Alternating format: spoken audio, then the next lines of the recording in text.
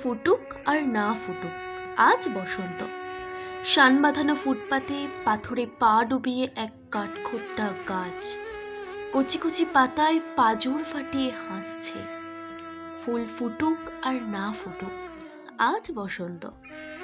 আলোর চোখে কালো ঢুলি পড়িয়ে তারপর খুলে মৃত্যুর কোলে মানুষকে শুইয়ে দিয়ে তারপর তুলে যে দিনগুলো রাস্তা দিয়ে চলে গেছে যেন না ফেরে।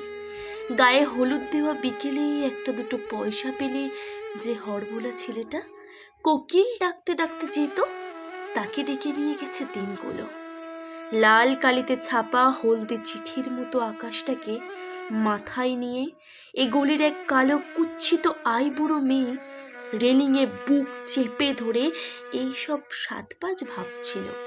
ঠিক সেই সময় চোখের মাথা খেয়ে গায়ে উড়ে এসে বসল আমরণ পোড়ামুখো এক লক্ষ্মী ছাড়া প্রজাপতি।